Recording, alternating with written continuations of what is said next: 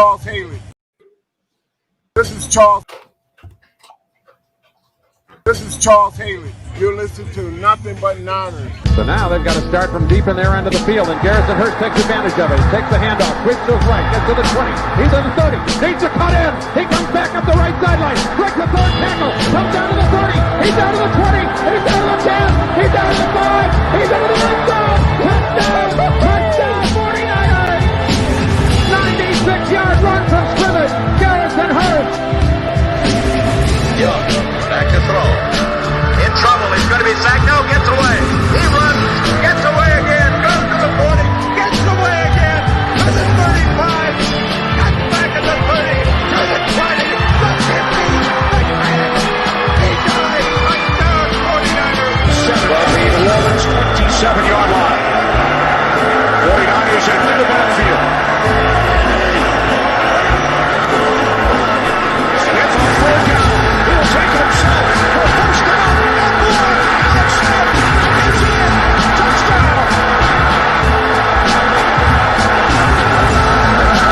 Left hip.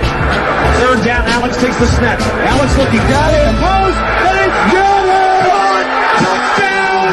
Touchdown 40! But it's second down. Ryan takes the snap, goes to slant to the left side. It's Michael, intercepted! The 49ers pick it, and Navarro Bowman is redemption! Navarro Bowman running it all the way for the touchdown! Kaepernick shoots it. Hold everybody.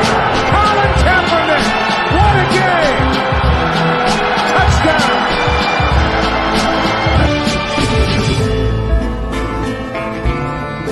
Yeah. Click, click, boom. What's going on, faithfuls? Nothing But Niners crew is back, and we're here to bring you guys another fun show, man. Listen, a couple shows ago, I started to move. It was just me and Tony in here, right? And I was jamming with some Limp Bizkit, DMX, Redman Method. Y'all know the remix of the Rollin', right? Energy was high and everything. I kind of switched it up on the fellas tonight. I did something that I don't know why. I don't know what that was. I don't know why I did that, but I had Genuine's second album playing. Ain't none of your friends' business. Ain't Yeah, now I feel kind of bad because the mood is kind of but it's all good, man. Fellas, how are y'all doing? Let's start with my man Breezy. It's been a long time. Where you been, bro? What's going on with you, man? Wait. Are you playing Madden? No, I'm playing 2K, man. I got to work on my player, yo. Okay. All right. How you doing, bro? What's going on with you, man? I'm doing good, man. I'm tired, but I'm good. You know what I'm saying? A lot of stuff's going down. A lot of stuff hasn't gone down yet. So I'm just dealing with 49ers Twitter. That's what it is. That's a full-time job right there. That's a full-time job, bro. Yeah, so you might need some Advil, some Anacin, some all kind of perk. I don't know what you going through over there. So just be safe. Don't let them drive you crazy, all right? Don't let them drive I'm trying, bro. I'm trying. Yeah. Now, my man B, what's going on, man? You did the breaking news with me. You're back now. What's going on, big dog? How you feeling? Good. Got the wood coming, so we're all good now. Wait a minute. Pause. Hold up. Wait a minute. You missed the breaking news, man. Sorry. Hey, they ain't got nothing to do with wood coming, bro. Whoa. Oh, my God. That was great.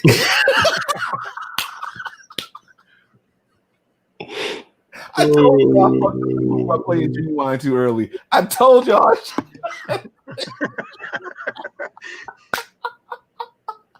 All right, Mike. Be mature. All right. Whew. I'm sorry. And last but not least, my guy down there, Tony. What's going? See, now I look like I'm talking to my junk. I ain't even looking at the record no more. Forget it. Yo, the man of the hour. What's going on, Tony, man? How you doing? And happy birthday to our resident GM, Tony. How you doing, man? Thank you. What's going on, fellas? Everybody, thank you for all the birthday messages on Twitter. It's greatly appreciated. I'm just ready to talk. I've been a little bit away from football today. I really didn't get a chance to watch the Senior Bowl because I worked half a day and I did stuff with my family. So tomorrow I'm going to try to catch up on it. No, the Senior Bowl's not. It didn't happen yet. The game. No, the workouts. Okay. I was going to say the game. Yeah, the game didn't happen yet, but we are going to get to that. Definitely, we're definitely going to get to that. We have to go through some formalities, guys. By the way, it is Tony's birthday, so you guys make sure you show my man some love, man. Tony is our resident GM. He holds us down. He's got a bunch of knowledge. Old school guy, man. Old school. I think Tony turned 63 today. He's got the pencil in his ear, the pen and paper. You know what I'm saying? No, not 63. Am I off on that?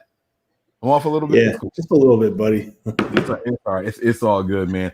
But we're gonna focus on the Senior Bowl and what prospects we should be paying attention to, and we're also gonna talk about some cap casualties. The team has already started signing or re-signing some of their free agents with the breaking news video that came today. I believe that was the first one that has happened so far, other than like the future contracts. This is actually the first extension of the offseason for the 49ers, and that's going to lead us to our main topic of some people who may possibly be cap casualties. Before we get down to all the fun stuff, though, we have to go through these formalities. So I hope you guys can see these messages here. First and foremost, if this is your first time here on the YouTube page, we want to thank you guys. Please hit that like button, hit the subscribe button, as well as turn on your notifications, okay? I saw someone say, wicked intro. That must mean that they're a new viewer. So if you like the show, please hit the subscribe button, turn on your notifications, because we also do breaking news videos as soon as we hear something happens, all right? We have social media as well, Twitter and Snapchat. Those handles are nothing but 9. It's the number 9, ERS, nothing but 9, ERS. And then we have Facebook, Instagram, as well as Twitch. It's the same as the website as well. That is nothing but Niners. It's spelled all the way out. The website is www.nothingbutniners.com. Give us a follow on whatever your preferred method of communication is. We are there. You can see all the names. I am 49ers Mike _NFL. You see my guy over here. He is Wayne Breezy on Twitter. Down below him is our guy Brian. He is Stater Niner. Got it down now. I got it down now, man. I didn't say underscore, but that's good enough. And below me is our guy NJ Niner fan 499. So, all right, guys. Let's get to the meat and potatoes of this show. I am thinking about everything I'm saying 5 times before I say it because of how the show started. Just so you know, you have got me walking on eggshells over here, bro. And then Wayne's, wait a minute.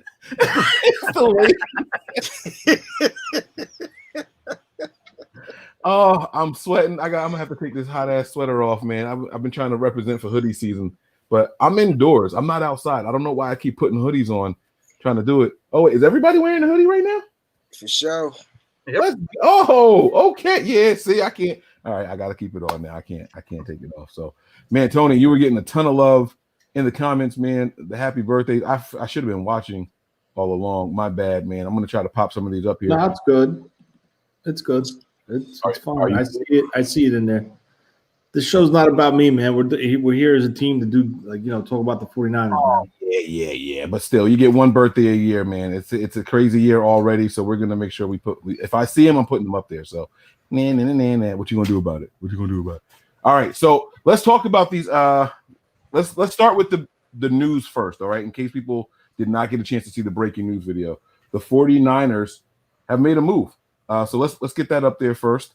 And let's talk about it.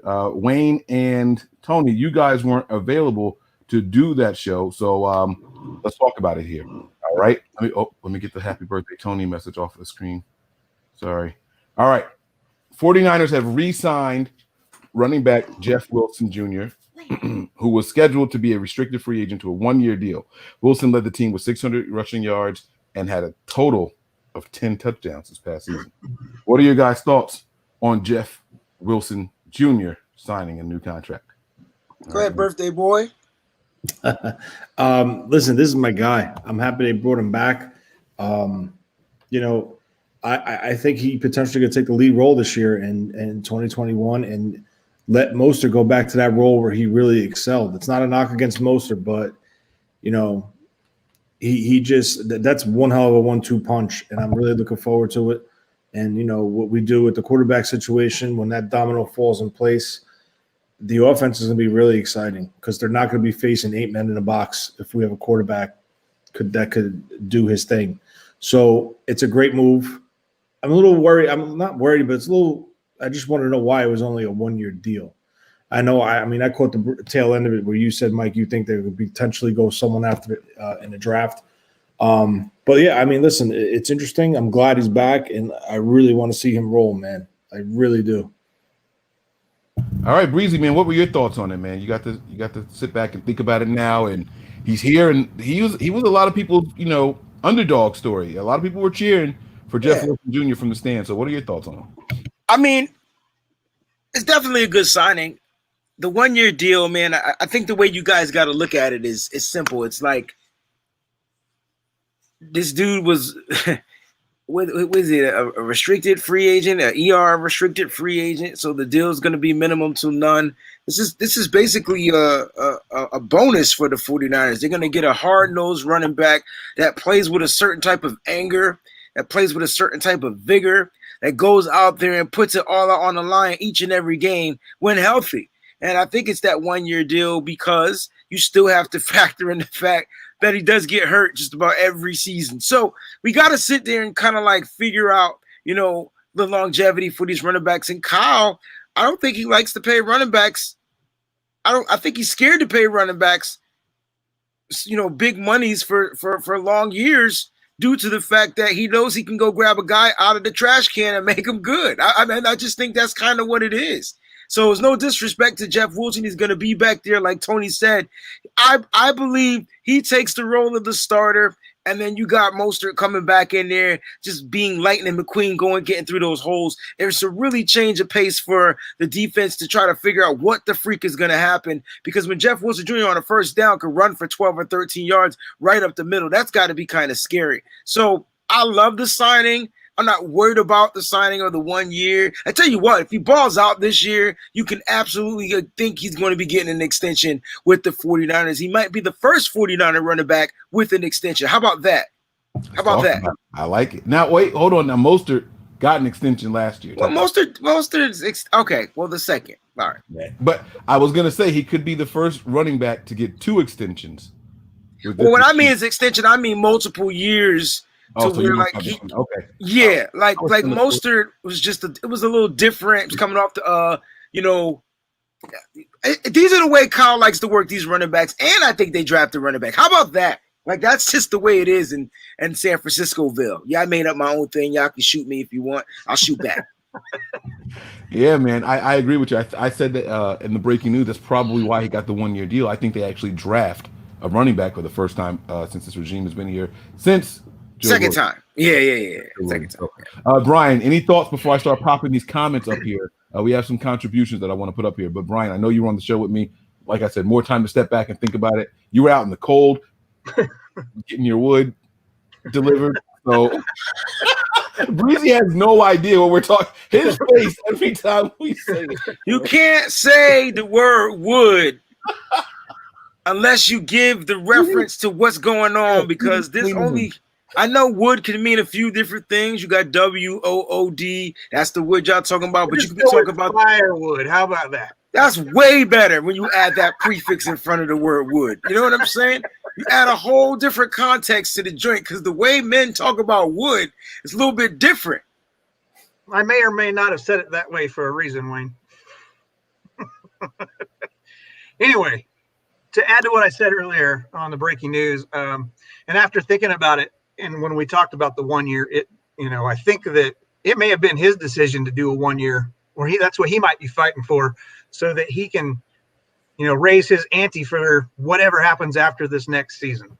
And I did some more research, and fortunately, Jason Hurley's site has had him coming in at $920,000 for his cap hit for this coming season.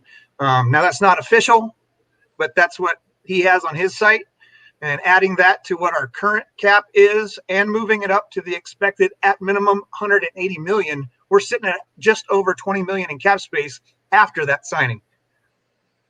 That's actually not a bad place to be for a team with its.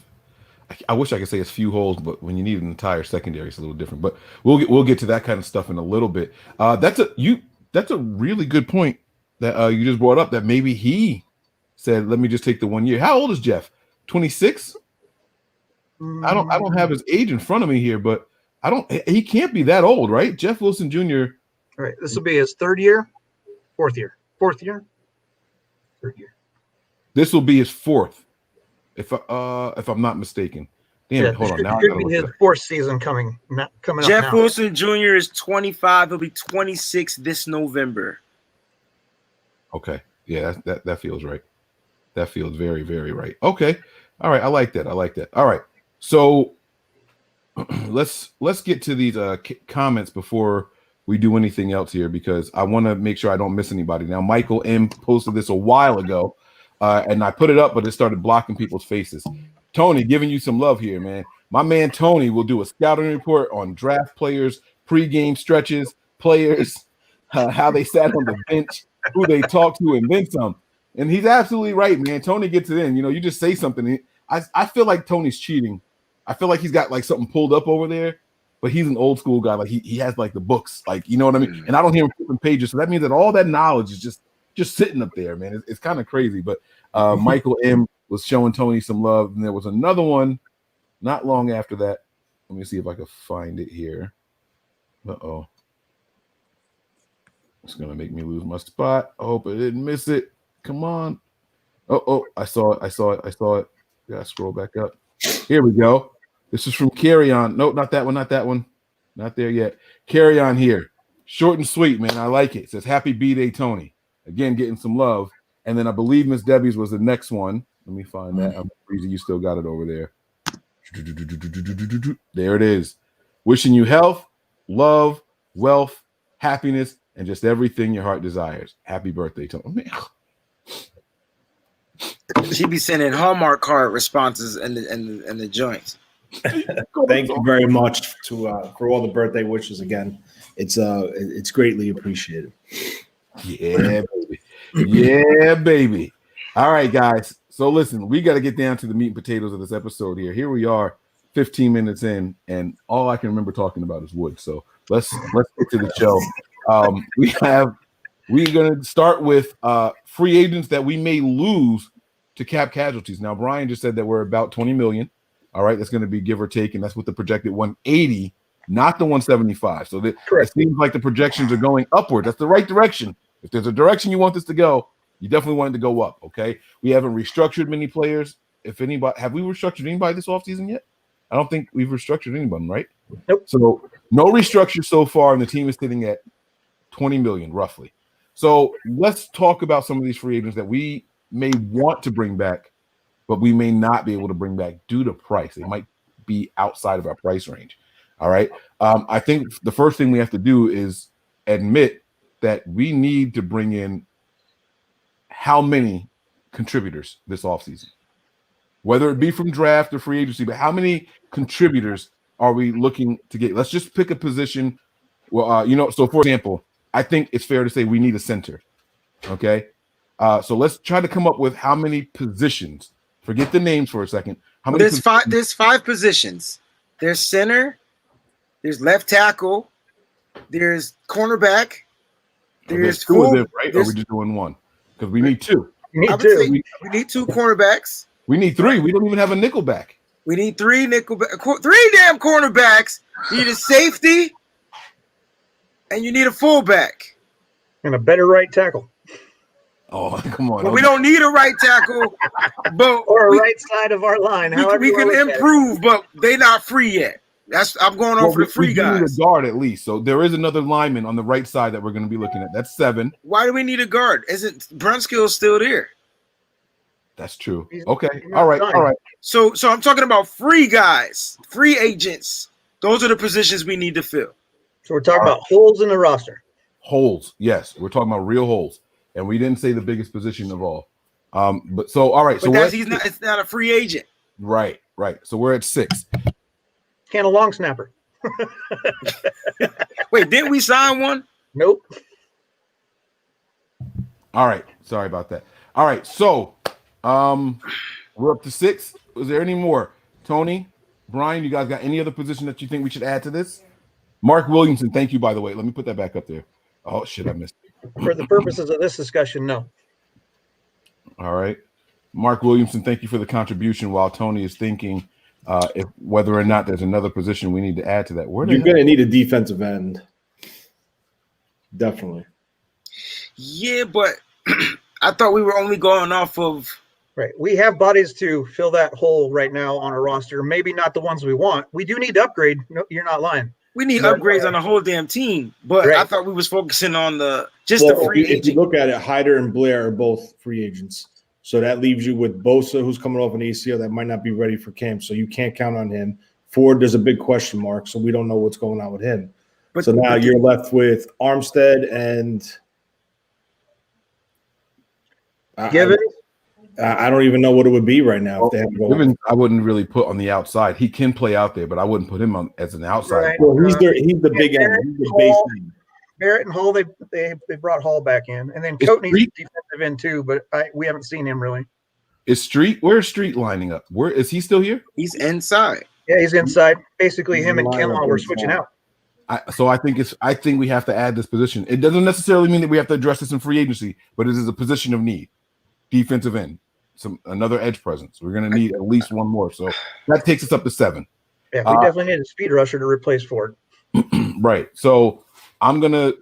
So wait, guys. If they're not free though. No, you're right. So either we're gonna talk about all the needs or just free agents fillings. Like, which one are we gonna do? Well, I think that given the status of Ford, we should probably talk about that. I understand. I could get the defensive end because if Kerry Hyder was our starter, he's now a free agent, so I can get that one. Right.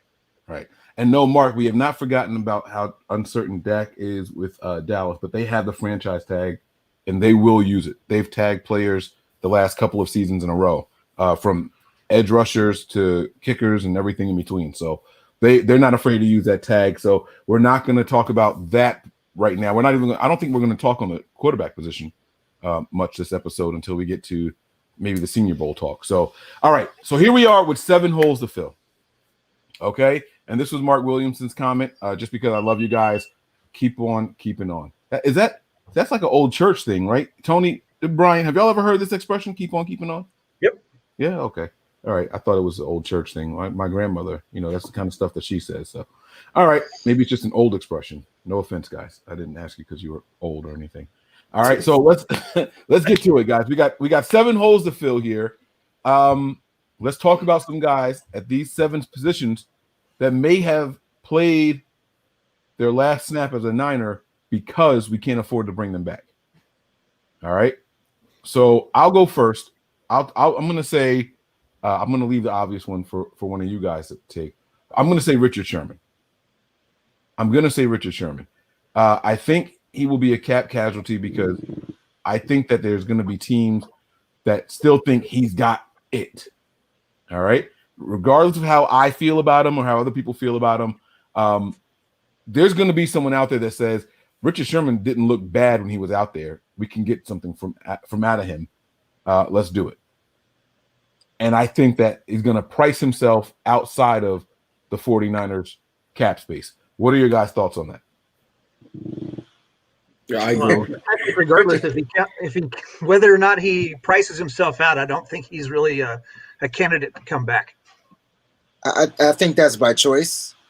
So I think by choice he's not going to come back because he doesn't want to be back here. But whatever the reasons are, but to stick along with Mike's theme, we wouldn't be able to afford it. Like, you just can't, because you're still going to be paying for a guy that they're not going to throw to 90% of the time of the season. Like, he'll get beat 3 or 4 times, and that's it. If they throw to him. So he's going to get paid somewhere. Yeah, I like that. I like it a lot. I absolutely agree with you there, man. Tony, you agree? Disagree? Yeah, I agree 100%. I think Sherman's done as a 49er. All right, so that's going to be my first pick for free agent. That's going to be unattainable. Does anybody want to go next? Or you guys want me to pick who's going to go? Tony, you want to take the next guy? Yeah, that's fine. I'm going to go with the nickelback, Javon Williams. I think the Jets are going to jump on him and pay him a price that the 49ers simply cannot afford, and they're going to do it on purpose. You hear teams they put quote unquote poison pills in the contract where they know a team can't match it no matter what. So I think that's a scenario like that. Also, Javon Williams being from Paterson, New Jersey, he's going to go back home and he's probably going to play for Saleh and the New York Jets. I can see it now. they're going to do the video when the Jets announce this with a bunch of pictures of him in the backfield and, you know, bringing down running backs and the music. It's going to be a slide, and the music in the background is going to be Drake. Just hold on, I'm coming home. Like I can see it now. Hey, Jets, you're welcome. Use that idea. You're absolutely welcome. It's a perfect fit for him too. Call Drake because he sues people over using this shit. So, all right. I like that. I like the K1 pick. I think he has played outside of our pocket, and I'm going to say also due to age. I think the team wants to get younger. K1 is what, 30, 31? He's going to be 31. Yeah, so I think that the team is looking to move on from him as well. Money and age. You guys agree, disagree over there? Oh, I agree. I agree, not because of the things you're saying, though. I agree because when K1 went down, we were able to acquire a guy that balled out at that same spot. Actually, the numbers were better this season than K1 Williams. I'm not saying he was better than K1 Williams, but his stats said he was better, and he's younger. Exactly. And I think they could bring this back on the humbug for a couple of $1.15. So I think if you go ahead and get this guy back on the team, I think they'll be just fine, and they'll probably add another DB in the draft. They'll add a nickel from the draft if they find one. Or now, if he comes back, I'm talking about Jamar Taylor, guys. No, yeah, absolutely. He played well when he was in there as far as passing game goes. He also blitzed. He also got a sack. Like he can stop the run. He's not as good as dissecting the run as K1 Williams. But he's as good. He's not as quick. There's a little bit of a difference. Okay, so the guy might get a yard or two. That's K1 fair. Top of the line of scrimmage, but that's not a big. But to his defense, he came in like damn near mid-season, no nothing, and had to come right in, no football shape or whatever. So I think with the 49ers camp, and whatever this defense is, I think this dude might be able to ball out if he's able to come back off of that injury. So that's my reasoning for K1 moving on. I think the 49ers said, hey, we can get a guy to replace him if he's healthy. And they worked other guys out. I mean, who else was playing the slot, guys? Freaking Dante Johnson was in the slot. I know you don't want him there, but he didn't do too damn bad. Right. Yeah, he did. He held his own. I'm not a big. None of us are, except for Mike. Like that. I'm not. You can say it like that. I'm not wait, what? You use all your wood and say it. I'm not a big Johnson fan. Okay, I see what we're doing here tonight. Okay, all right, let's go, fellas. Okay. Well, why don't we just go ahead and do this, Mike, one time for the one time? Let me see if I can find it. Guys, make sure you go ahead and get your Manscaped. You know what I'm saying? Get your balls shaved, get your shaved balls, and go ahead and manscape. I can't do it as deep as Mike, but I did it. All right, let me put that back up here. All right. Can't do it as deep as Mike. Pause. Got freaking Brian saying pause. Shit. You guys are absolutely sick, man. And out of control. I freaking love it, man. All right. Okay. So we I hate y'all, man. I don't hate y'all at all. That was great. That was good. All right. Where were we at? What were we talking about? A1? We were yes. We left. That was Tony's guy. Brian, do you agree that he is outpriced? Is he a cap casualty this year? K1, yeah, I think so. But like, I agree with more of what Wayne's saying. I understand he's a hometown guy to go to the Jets, cool. But I think that we found that he's replaceable. But the person you guys want to replace him with had a real nasty injury. Is he even? Yeah, he had an ACL injury, but guys come back from these injuries. Let's not act like ACL injuries are the end all be all, and they heal quicker. All right. Yes, the quarterback. That's a mindset. That's a mindset. All right. That's a mindset. That's a whole different thing. And we said we weren't going to talk about quarterbacks on this show. All right.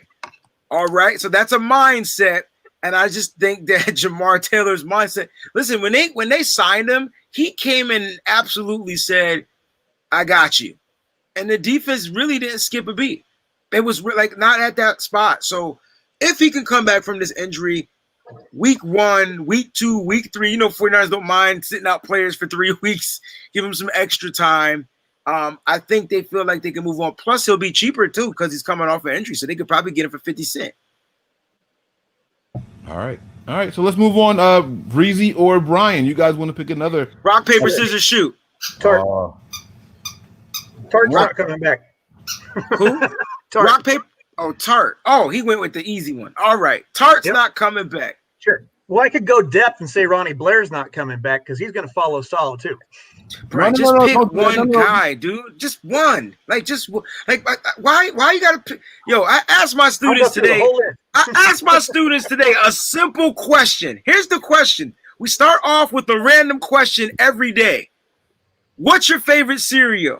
One student said, Reese Puffs, Frosted Flakes, blah blah blah, blah blah blah, blah blah blah, and blah blah blah. And I looked at her and I said, pick one. Like, what's your favorite one? So, Brian, pick one, please. Sure, Tart. Let's go with Tart. We'll take Pop-Tart. All right. Pop-Tart's not coming back. Dude, he wasn't coming back last season, and somehow he played this season. Sure. I just don't think he's coming back. He's going to want too much money, and I don't think the Niners are going to Too much money? How can he want too much money, Brian? He only plays 2-3 games. And that's I'm just telling you what I think he's going to want. We're not going to pay. That's what I think. And so I think he's not going to be coming back. Well, I asked the students the question. Everybody's posting their favorite cereal. I love this freaking family, yo. My favorite is Cinnamon Toast Crunch, hands down. They even have Cinnamon Toast Crunch milk at the grocery stores, yo. The milk. It's funny because I didn't see that you posted that, and I saw it, and I was like, Wayne, and I was like, damn it, he's the one that posted it. I'm on it. I know he didn't say grape nuts. I don't even know if they still make grape nuts. That's like gravel. I don't see it yet. I'm trying to keep up with the paid contribution. I'm gonna get back. Sorry. No, you're good. I'm not down that far yet because I know if I scroll down, I can't get back up to him. So I'm keeping Sean's comment here. But to talk more about Tart, I think what Wayne said is really important, and that's why I think Tart may actually come back one more time. I see the way y'all thinking. If he comes back, he's going to go out like Ward did and then come back later. It's very possible. But they're not signing him like they signed Ward. Now, if he comes back and balls out, now they even did Tart a solid and picked up his 5th-year option, bro. No, Tart wasn't a first-round pick, was he? No. No. They extended him. They extended him. Thank you, Tony. That's what I meant. They give him an extension. You're right. You're right there. But I think that because of how often he's injured, but because of how good he is when he's actually there, I think there's a value there. I think that the injuries help the case. We saw it with Eric Armstead. Armstead was a first-round pick. Did they pick up his 5th? I don't think they picked up his 5th-year option. No, they extended him. Right. And so I think that, we can possibly get Tart, not saying necessarily cheap. He might be our most expensive free agent this offseason. You know what I'm saying? But I think there's a slim possibility that Tart could return. Tony, what are your thoughts on that, on Tart? I actually think Tart comes back, and I think it comes back for a couple of reasons. And the first one is the salary cap this year. Not a lot of teams are going to give you big contracts. So I don't think it would be wise for him to go to another team on a 1-year deal where he would have to learn a system and try to pick it up on the go and play a season, where he could just stay in San Francisco, sign a 1-year deal, prove he could stay healthy, and then hit the market next year. So that's why I kind of think Tart might be leaning towards coming back to San Francisco, because he knows his defense as of now, because there have been changes and there possibly could be more changes on the horizon as far as again. But just for the reason of what's going on with the salary cap, he's not going to go out and cash in. No team is going to do it. And with his injury history, they're not going to be like backloading it. So I just think they're going to look for a 1-year deal in San Francisco, pay him decent market value to give him a chance to prove himself, and then next year he'll try to go out and get something big. I respect that opinion. I just don't agree with it. That's all. You have valid points, Tony. I think that when everything gets panned out, when we sign Trent and we bring Verrett back or whatever else we decide to do, when it comes down to the nickels and dimes, there's not going to be enough for what Tart's going to want to come back to play. Yeah, it's very possible. Absolutely very possible. And this is just what we think. None of us have a crystal ball. And even if we did with today's NFL, the crystal ball would be short circuit. So, I want to read this comment here from Sean. I was trying to download the picture and post it. I do follow Kinlaw on IG. Actually, I can probably do a screen share and show you guys. How do I? Yeah, they said it was just a cleanup surgery, right? Yeah, it was just a scope. I will. Let me do a share here, and I got to select the window. You guys are going to go into infinity for like 2 seconds, okay? There it is. All right. Can you guys see my screen? Can you guys see that? Yes, sir. Okay. All right. So there you go. So this is Kinlaw's post here. Small thing to a giant. And he's got that face like, yeah, I ain't worried about it. So it was clearly not anything serious. There are a couple of players on the how do I phrase this? There are a couple of players on the team that are having off-season cleanups and stuff like that done. And he is one of them. There's another guy that I'm trying to get confirmation on. I haven't seen it yet, but I think it's coming soon. And you won't see it from us first, but I really do think that Deebo also had some work done this offseason. But here you go. Did Kinlaw have surgery on his knee? Is it serious? Yes. No. For real, I am worried. How high will the bidding war be for Nick Mullins? Sean's always got jokes. Sean's always got jokes, man. Perhaps swap for Rodgers. I actually think Nick Mullins has a shot at coming back to the 49ers this year. I don't know if you guys want to comment on that at all, whether or not you think Nick Mullins can return, but it turns out he did have his cleanup done this week as well, and it did not require Tommy John's. And this is something that we said on this show. Damn, that motherfreaker didn't need no Tommy John surgery when he got hurt, man. Listen, man, that was something they made up in the headlines so that way they can do a nice little exit for him and fanfare, and they can somehow insert, the CJ Beathard guy into the lineup so that way it didn't make Kyle Shanahan look like an asshole. That's what that was all about. Well, the whole rumor started because a beat writer asked, could he require Tommy John surgery? And Shanahan said, yeah, maybe. I don't know how serious it is yet. We don't have answers yet, but it could. Yeah. And that was it. And people said, oh, Nick Mullins needs Tommy John surgery. And I'm like, that's not what he said. And we said that on this show. We said specifically that, like, Shanahan never said, yes, that's what it requires. The question was, could it? And he said, yeah, it could. But that was it. And everyone took it and ran with it. And because it wasn't that, I think there's a shot Mullins returns potentially as a backup. Not the starter, guys. Not the starter. All right. We have a couple more contributions I need to get to here. Tony, this one's for you to read. All right, how much would come on, you can say wood without laughing. How much wood could Mike chuck if Mike chuck from one mic to another, man? This chat is incredible, man. This chat is incredible. I am now seeing all the cereal. Someone's favorite cereal is Honey Nut Cheerios. Honey Nut Cheerios go down, bro. Don't sleep on the Honey Nut Cheerios. Yeah, but that shouldn't be a favorite. It could be a favorite because of the honeys, the honey milk at the end. Now, for bunches of oats, it's the same difference. But honey bunches of oats, the cereal gets soggy quick. I can't believe somebody put grape nuts like that. That just stopped. I didn't want to read anymore after somebody put grape. I remember those commercials for Post grape nuts, bro, and they were supposed to be mad crunchy in the bowl after 16 hours of milk. They still crunchy. You don't remember? Oh man. No, grape nuts just turned me off. I don't remember it, man. I don't remember it. Mark says here, Sherman's ally Salah is gone. So yeah, he's out. This is a good point, man. We talked about how much Tony Oden was going to put his foot down, and we saw Sherman not like it and played 2-3 games for us this year.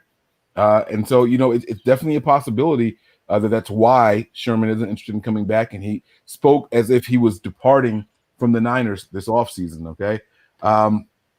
Sean is back in here again. He says grape nuts and crop preserver are the Manscaped hit. Okay, so he didn't say grape nuts was his favorite cereal, unless someone else said it. No, someone else said it. Somebody did say it. Oh, okay.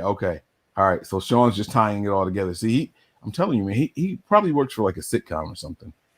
Just like writes little jokes like that. Now, there's one more contribution I just saw pop up somewhere. I am trying. There it is right there. Boom. This is from Mark. Okay. He says here, Mike, you sure you don't have a crystal ball? If you don't have a crystal ball, oh my God. If you don't have a crystal ball, Manscaped ain't it. All right. So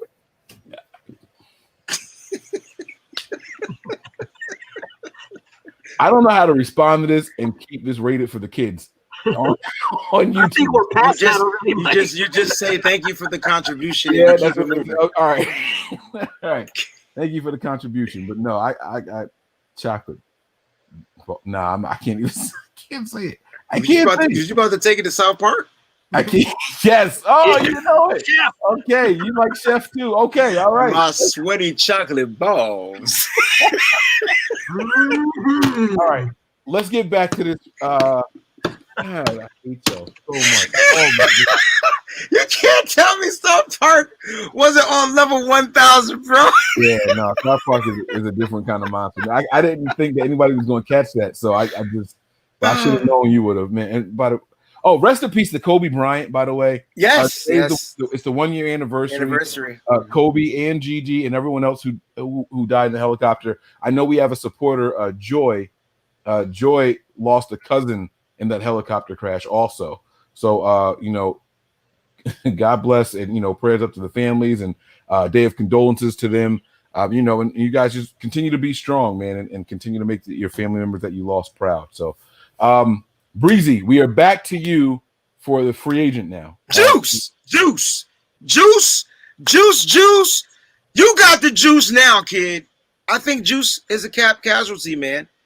I think he's not going to play for $5 million. I think he wants to get paid still. He knows he's highly rated. He's going to want to make probably $8 to $9 to $10 million. We just can't do it. We just can't do it. It would be detrimental to lose a guy like that unless he takes a super hometown discount, because I feel like the 49ers did him a solid on his previous contract, but that don't mean nothing. That was the past, man. We talk about now, and Juice does a lot of stuff that gets blown up in the backfield, taking hits, gets knocked on the bootay, like a whole bunch of misses blocks. He does I had to throw that in there. He does a whole bunch of things for the 49ers, and the question is, I don't think they have the money to pay it because of all the other needs they need at free agent. I think they have to walk away from Juice, man. Or Juice walks away from the Niners. Either way, I think it's a mutually parted way. I heard somewhere that only 8 teams this season use fullbacks. Okay. I can promise you, not a single one of those teams are paying $5 million for that position. The Niners won't do it again either because I get where you're going. Yeah. We know why they overpaid. So I'm just – wait, James Earl Jones died? No. He did? Oh. Why did Bricklayer just write that? I think I know you're going to go look that up or whatever to verify, but if you get invited on the Shanahan vacation, I think you're coming back. Okay. Shanahan's and the Kittles and the Juszczyks are going to be hanging out. I think he's coming back. I think he gets his money, but I think it's a light or a team-friendly deal for this first year, just to deal with getting through the down cap season. And once that money comes back up, it'll be a backloaded contract. He's the best at what he does, and I think that Kyle needs him for this offense. I would love to see what Hockett could do, or Hockett, however you pronounce his name. But I think Juice comes back. I disagree. I don't think he ends up being a cap casualty. Okay. All right. It is. I think it's possible for him to come back. Much like how I said with Tart, it wasn't about injuries with Juice. Juice has always been available. Actually, I don't know for sure if Juice has actually missed a game in his time here with the Niners. Yeah, he's missed a few games, bro. He missed some games, especially last year. Yeah. Right. And Dwelly, that's right. Dwelly filled in for him. But, for the most part, Juice has been a pretty consistent guy. But the blocking assignments did kind of get a little messed up. Do you think he's a cap casualty this year, Tony? No, I think he comes back, and he's going to come back not because of Kyle. He's going to come back because of Mike McDaniel. He has a very tight relationship with Mike McDaniel. He's comfortable in this offense. He knows what this offense is going to be projected going forward. And I think he really wants to win one with this team. So I think he comes back. I don't see him making a lot of money in the first year.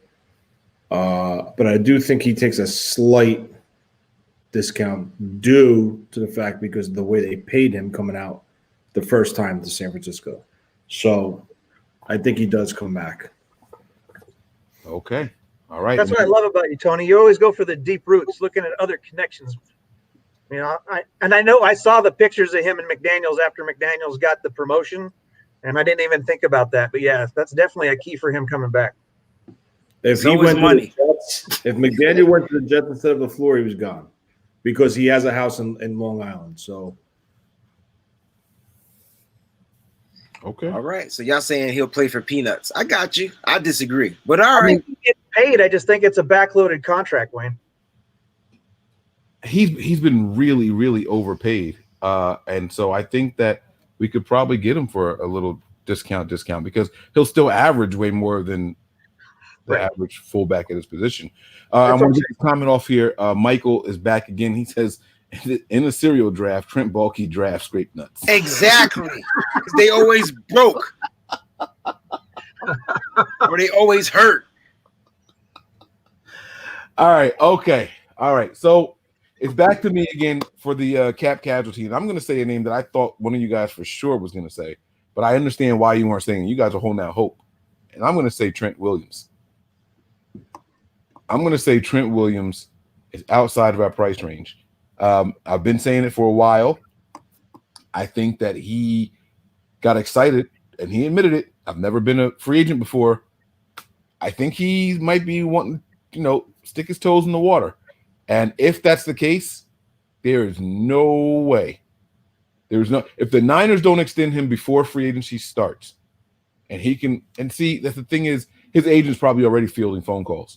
They're probably, these teams get busy way before, the start of deadlines and all. I think that he could be gone, man. I really, really think that Trent Williams. So relationships work with the fullback, but relationships don't work with the offensive lineman. That's what we're saying. Oh no, I don't agree. Tony said one thing. I said something different. But I'm just saying, like we agree. Okay, but I'm just saying relationships. I feel like the relationships he has with the offensive line coach and things like that, I think that helps bring back. Also, the 49ers did him a solid as well when it came to paying him his year here. They paid him fully guaranteed all the $9 million or whatever it was. So I feel like, yeah, he wants to test the market, and that's cool. Which left tackle wouldn't test the market? Which left tackle doesn't want to know their worth? You know what I'm saying? But he also knows he's older. He also wants to be on a contender. He's not going to go just somewhere to get paid a guap and then suck for the rest of his season because the team sucks. He's going to probably want to build here, especially if the 49ers get a new quarterback. All right, go ahead, take over. the position that shall not. I agree. I think he comes back, but I think he's going to test or at least get the free agency to find out what the market is. And that's what the Niners are going to end up having to pay him. But I think it's going to be, again, a backloaded contract. I think Parag's going to do some awesome things this offseason, as he usually does. I felt like I haven't seen Parag since. It's because he's taken over the soccer league or something. I just feel like I haven't seen any new pictures of him since the hire of the coaches. Like, I don't see him ever anymore. Like, he's been in the books. He's probably like 90 right now because all he's doing is getting deals done. All right. Tony, what are your thoughts on Trent Williams, man? So we got 2 no's so far. Brian and Breezy disagree with me. What do you think? I think he comes back, and the couple of things I calculated it by was A, his age, B, his comfort with Kyle, C, his comfort in this system, and D, he knows this team is on the brink of winning. Sure, he can go out. We all know what his market is. Bakhtiari just signed a new extension 3 weeks ago, and it was for 23 million. Was he did that 22 and a half, maybe. Same difference. He getting paid 22 and a half. Do you know off the top of your head how old Bakhtiari is? Bakhtiari, I think, is 31, 32. Okay. And he getting paid. And he did that with the ACL, with the knee, whatever injury he was out for the season. Woo! So for Plus, with his connections with Forrester, his connection with Shanahan, the Shanahan family, he's comfortable with this medical staff. He's comfortable with this organization. Sure, he can go out and get $25 million. He can get $27 million. But guess what? He's going to Jacksonville, okay, who's a mess. They have Trent Baalke as a GM, Urban Meyer as a head coach. Sure, you want to go get paid? By all means, go. But you're not going to be competing for a Super Bowl. So that's the decision he has to make. In my personal opinion, the way I see him and the way he presents himself, he's comfortable here. He likes it here. He wants to be in the ring of honor here. So with all those facts, I just think he's going to come back. I don't think it's going to be a ginormous deal as far as length. Like the most 3 years. Goes 3 years. 3 years. So, I mean, listen. And he likes that O-line coach, right? The new O-line coach? Exactly. He was there when he was drafted. So you got to count all this in when you're talking about this. Can he leave? Sure. He could leave. And then the Niners have to do what they do best, the next man up. Who do I think is the next man up? I don't think it's Justin School. I think they slide Brunskill to left tackle, in my opinion. So I can't hear you, Mike. What did McKivitz play in college? He played the he was on the right side, I thought. Was he? Okay. Can you guys hear me? Now I can't now. What about Sean Coleman? Sean Coleman's there. Yeah, he is there. He opted out, right? He was opted out. He's there. You still have Benjamin under a contract, and that's a perfect example. I'm glad you brought that up. Those guys, if they move on from everybody that opted out because they're all fully guaranteed, they become fully guaranteed contracts. They owe us a year. You're saving almost between $6 and $7 million, just those guys, if you decide to move on. So this team has the ability to make up money from, whether it's point A, point B. So do I think, and I saw Mark Espinoza, I want to bring everybody back. Well, you know what? If you want to keep the nucleus together, you do need to bring everybody back, especially key parts. Your left tackle is a key part. Your pass rusher is a key part. Your corners are a key part. Your quarterback is a key part. So if you want to compete in the NFL, you have to invest in those positions. So if we do let's just say he goes to the Colts, which now, because they don't have a quarterback, I don't know if he's going to be too hot to go there because their quarterback situation's unsettled. So, it's kind of like you don't know what's going to happen because, like I said, every team is waiting for that first domino to fall. Once that domino falls, everything's going to fall into place. Do I think he comes back? I do. Would I like him to come back? Yes. All right. In recent days, my biggest fear in free agency is that the Rams trade Goff for Watson. It wouldn't surprise me. I don't know how they're going to do it. I don't know how they would do it because they have no picks. But actually, I do think they get a pick this year. Do they? I'm just saying that I was looking at some stuff and I was like, that would be horrible for us if that happened. Yeah, it's all over Twitter that they're not committing to Jared Goff. But that situation, that's a very tough situation because of the structure of his contract. That is a nightmare. I think he is worse than Wentz from Philly. All right, 2 things here. 3. 1, Mark Leamer, thank you for the contribution. Trent Taylor out of here. Yes, but not because of cost. Not because of cost. He will not be a cap casualty. I think that's just the team moving on. Breezy, this comment is for you. Anything else to do with cereal, I'm letting you read because you brought that shit up. Now, here we are talking about cereal all night long. For my man Michael M. Cereal analogy, Trent wants his Kellogg's Fruit Loops, but we want to offer him some fruit rings. So if you guys don't know what fruit rings are, that's the King Vitamin of cereal. Come on. Okay, as long as some people don't know, man. Some people always have Fruit Loops, bro. Brian, do you know what King Vitamin is? Nope. Oh, okay. I get it. All right. It's like the knockoff cereal of King of Vitamin. I never heard of it. King Vitamin looked like damn it. Fruit Rings is the bag you go buy from Walmart, and it don't come in a box. It's a big ass bag. Right. So it's the knockoff of Fruit Loops. Fruit Loops, right. King Vitamin was a knockoff of Captain Crunch. Right. Looked exactly the same, tasted nothing like it. Nothing like it, man. Oh my God. If I told y'all the list of bootleg cereals at my family book, here we are 55 minutes in, and we have not.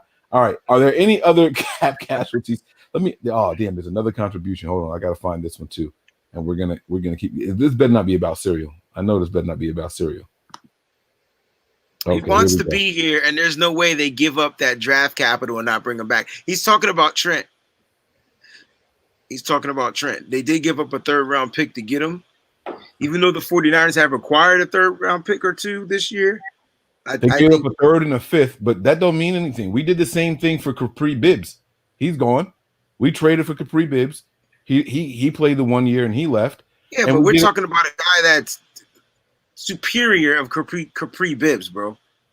Come on, man. You can't compare the two. I know you can compare the scenarios, but you can't. You're valuing him as a player. You're valuing him as a player, but to say that they gave up draft picks so he's coming back don't mean anything. No, I agree. I said the scenarios are the same, but the value has to mean something, right?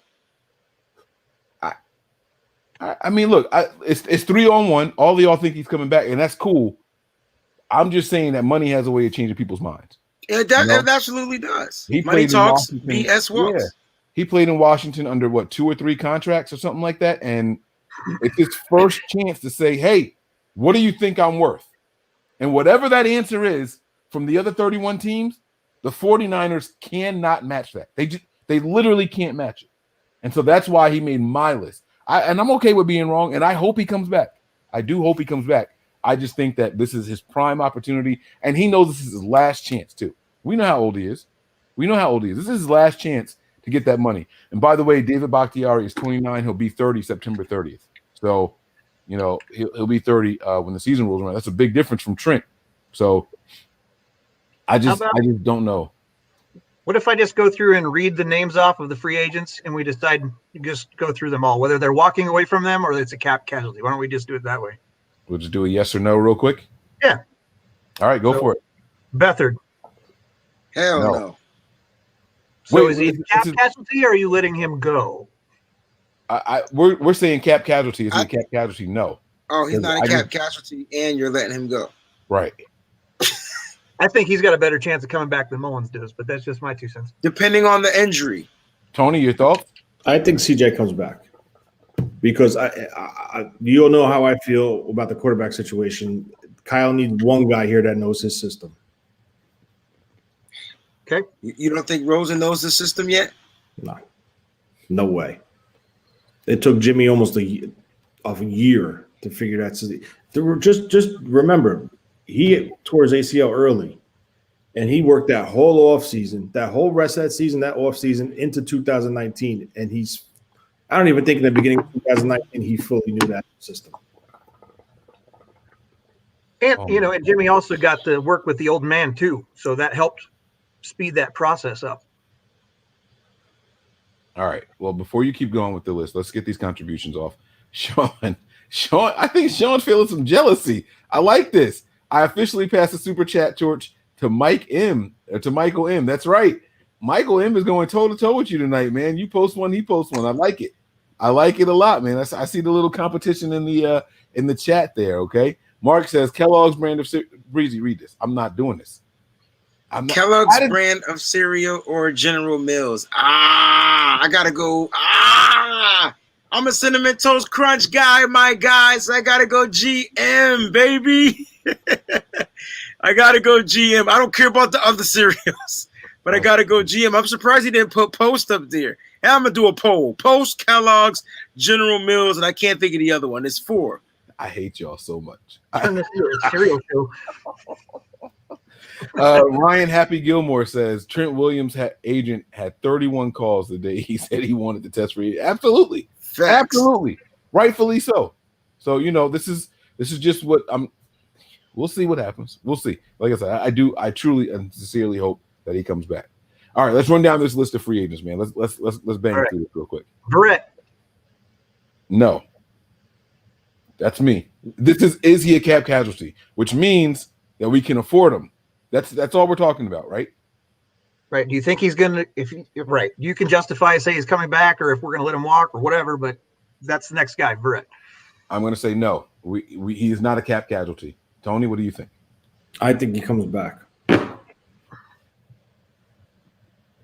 Reason? No, he's not a cap casualty. Okay. And I don't think so either. I think he's coming back. Reed. Oh, Jordan Reed. Jordan Reed. No, I think they're going to test the market. I think he comes back late in the offseason. I don't think he. I think he, that's a good point, Tony. I think they make him an offer. I don't think he may not accept it, but I think they make him an offer.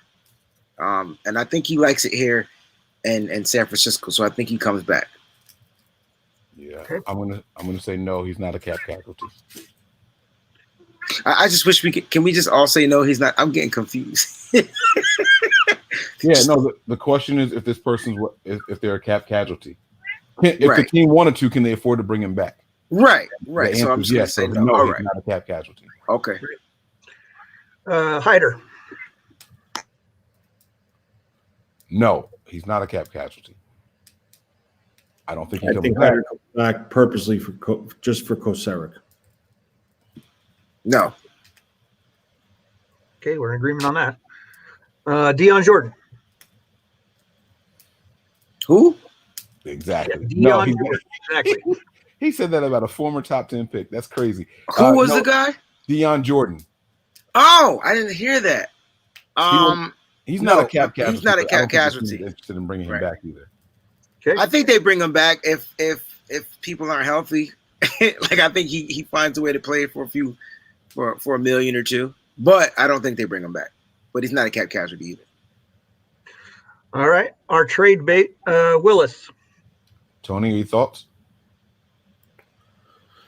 I think Jordan, Willis, all those guys, they test the market, and if they don't have anything, then I think they come back. I don't think they're top priorities. So I mean, if they can't find what they want in the market or a spot where they want, I think they'll come back, but they're not top priority. Okay. I'm going to say no. He's not a cap casualty. Jamar Taylor.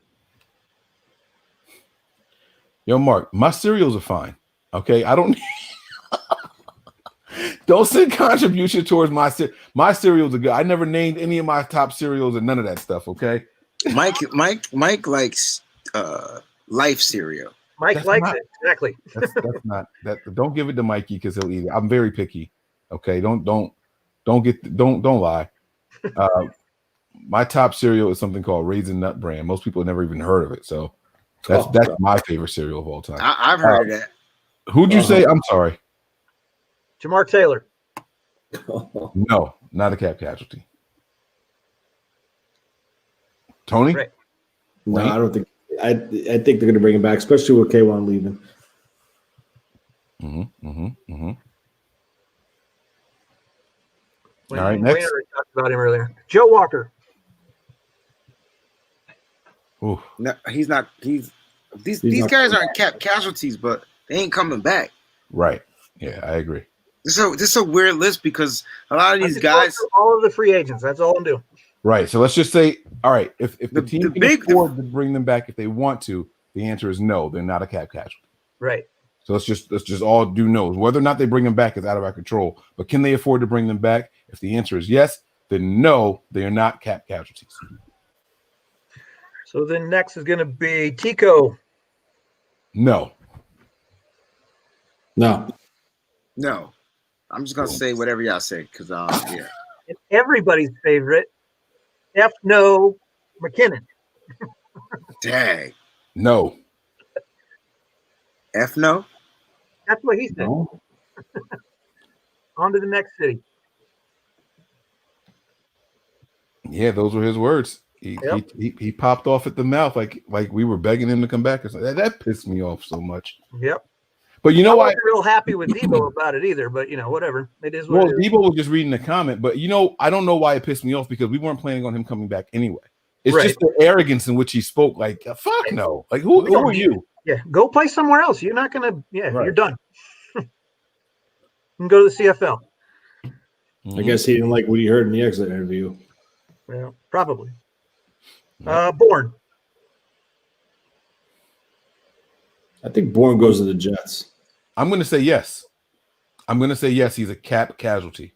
I'm going to say I don't think that they can afford to bring him back. Yes. Yeah. Wayne.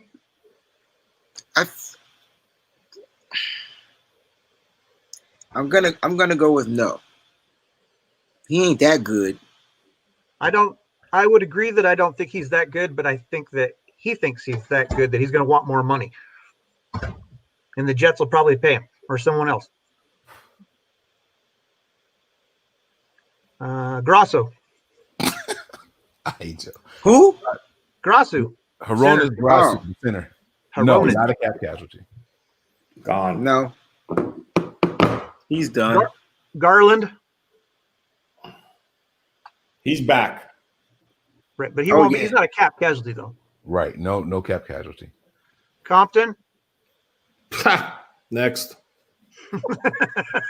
Watch them bring Compton back too. I swear to God, they better not.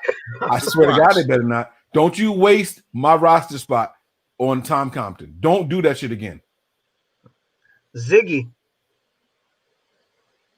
No, not a cap casualty. Solly.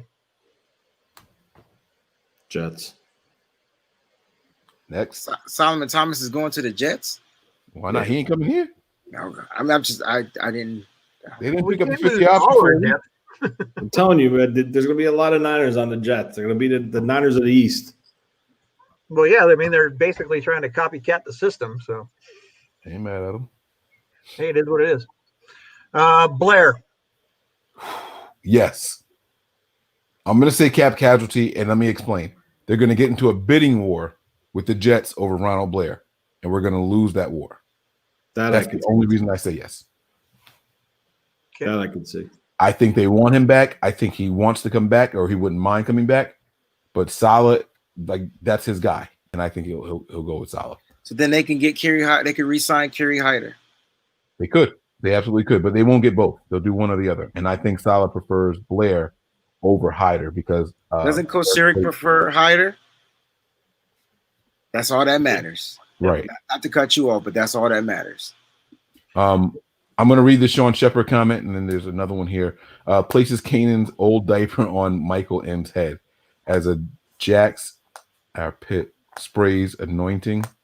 I proclaim new NBA Super Chat King. All right, so he went back to back on him, and he's saying that I am back to being the Super Chat King. Yo, people really were saying like Sean was coming in here spending paychecks. So, you know, I get it. I understand how he's feeling some type of way. Mark, it's Raisin Nuts brand. Don't talk about my nuts anymore. See what y'all started, bro. With the All right, guys, I'm out, man. That's wait a minute. This is you, Breezy. No, I talked about cereal. What are you talking about? Raisin Nut talking brand about- my cereal. We started with wood. I don't know how you got to nuts. All right, how many you got? We're We're gonna almost finish this list. Breezy, you Yeah, got to we're- be out. We already talked about I'm sharks. trying to finish this list. Spoon. Spoon. Who? Spoon? He's not. Cap casualty. You think Yeah, we can't afford him. The way he played at the end of the season, someone's going to give him good money. he Really played good money. for 3 good games and sucked for 35 games, and we Not can't true afford at him? all. It's not true. He did not suck for 35. You know what I'm trying to say? He had a Mike, stretch. stop acting like you know what I'm not talking about, bro. Like, come on, man. I'm telling His you my game opinion. plays. It's not all right. Just telling you my opinion. He will be a cap casualty.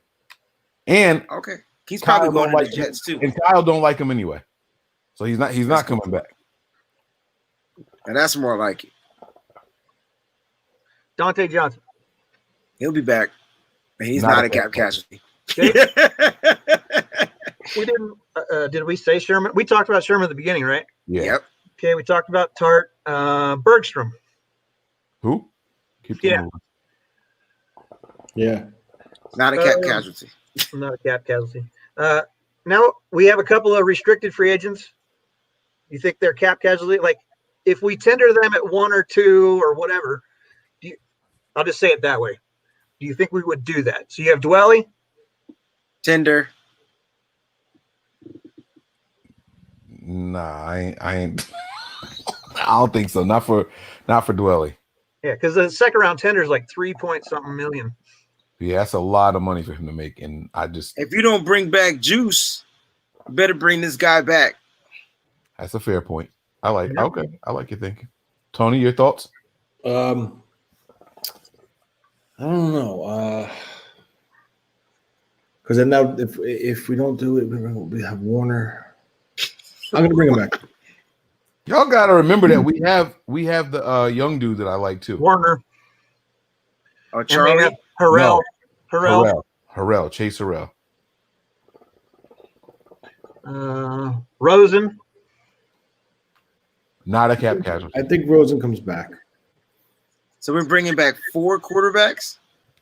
We're bringing back, as of right now, Rosen and CJ. Oh, you didn't pick Nick. Okay, I got you. Guys, can you hear me? Yes. My wife just got out the shower. And wait, listen. She's on the phone with somebody whispering sweet nothings, and it's pissing me off because I don't know who it is.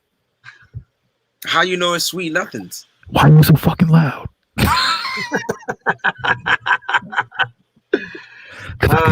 could tell she's trying to whisper. All right, go ahead. Let's go with the list. Long snapper Pepper. Yes, he's coming back. Definitely. I hope so. So he's going to be our long snapper. All right. Not a cap casualty. No. Harris. He could go to the trash can too. Not a cap casualty. Mullins. Not a cap casualty, in my opinion. If anybody disagrees, feel free to jump in. I could see Mullins being not a cap casualty. Like how I did that, right? Yeah. Craycraft. Done. Done. Well, I still can't believe he freaking. Can we talk about that kickoff, that punt return? Look, I've got half a field in front of me. No, I'm just gonna fair catch. I mean, there was nobody, guys. Yeah, I mean, nobody in front of this dude, yo. I mean, I know he wanted to secure the ball first and foremost, but he had like 30 yards of space. It was like they forgot to gun down there. He's gone. Not a cap casualty. You said Wes Welker. Austin Walter. Not a cap casualty. Not a cap casualty. And last but not least, Helm. Actually, J10, I hate Lucky Charms. That's like one of the worst cereals ever created. Fake ass marshmallows. Them jumps was hard. Pause. I had to say the pause. Not as hard as grape nuts. Helm. I thought Helm got cut before the end of the season. Is he technically our free agent still? I think they signed him back to a few. Or he's. Or I thought they had him back to where he would be an exclusive rights free agent, is what he's listed. Okay. All right. But no, he's not a cap cat. We could afford him. We could definitely afford him. That was the last one on the list, right? Why am I yawning, yo? What is wrong with me? I don't know. But Callie says Spoon plays 2 good games and Mike is feeling himself. Yo, Callie! You see what I'm saying? And then he want to go back and then Mike go back to 2019 when he played 2.5 good games. You know what I'm saying? What does this have to do with me feeling myself? I'm just telling you all my opinion. I just said that because I said that he played 2 good games, 3 good games, and had 35 off games, and he's a cap casualty. Why can't we afford this guy? Because he's not going to accept any contract that they offer him. Nobody's going to offer him more money than probably what we're going to offer. Guys, we got to wake Tony up. Tony! Any money. Because I don't think that Kyle's going to give him any money. Tony falling asleep like Mike. Look, Damn. I'm just sorry, Mike. I don't know. Why do we always pick on Mike? Because I don't take it personal. That's what's up, yo. You a good dude. Me? I'll be sending y'all fighting cards in the mail. yo, fair one. Check yes or no. Y'all know I don't care about that shit. That's why some people it really be getting under people's skin. They take that shit personal for a couple episodes. They be coming back on the show like this. Oh my god. Just lemon heads in the Guys, I'm gonna go, guys. Good night, y'all. No. Read this, because this got something to do with cereal. You started this shit. And then you can Mike go. like raisin nuts, and it's proven on his own. Okay, let me ask you this, Mark.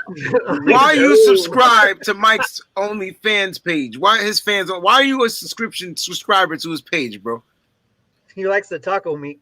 All over my body, baby. And go back to the beginning. Yeah, all about that genuine. See, I set the tone, right? See, it's full circle. All right, listen, we are at hour 15. Breezy, man, we love you. Any final thoughts before you get out of here? Because we gotta talk about the Senior Bowl. Yeah, the Senior Bowl didn't happen, right? So I'll watch it when it happens. But great show. I'm going to bed because I gotta deal with these new wave of students tomorrow. They just different, man. They're just different. So I'm gonna get some sleep because I get up at like 5 a.m. so I can work out. Who the F you on? Ooh, Mike gonna be sleeping on that 49er couch tonight, y'all. Ladies and gentlemen. And she didn't reply. Let me stop texting Melissa for Mike get in trouble. All right. The whisper stop. I wish I was a professor, but no, I teach high school kids, so I'm just a teacher, you know. And it's more about teaching them about life than it is teaching them about music. Come on, man. There's no such thing as just a teacher. No, I got you. Mike's on the couch though, for real, for the rest of the night. I can tell you that right now. I'm sorry. I know what those little bastards are like. Listen, man. With COVID mixed into the mix, it's a whole nother wave of laziness. Like it's laziness on like level 45. Because I be having kids online in class like this. Like what you doing on the show. Yeah, but this is like that. It's different. Y'all not teaching me. Look, this ain't school. I'm schooling you. Okay. And now the truth comes out. Hey, get your ass out of here, man. We gotta. I'm out, yeah. Peace out. All right, man. Peace, bro. Peace. All right, guys. We got some Senior Bowl to talk to get to, man. We have to get to this stuff because Tony's falling asleep on his birthday on the show. Tony, you all right, bro? Yeah, I'm good. Need a 5-hour energy drink over there, man? Hurry up and get this show with so he can get his birthday present. This cereal's out of control. This cereal thing, bro. Yeah, man. Let me tell you, man. I just don't know where all the cereal it just took a life of its own.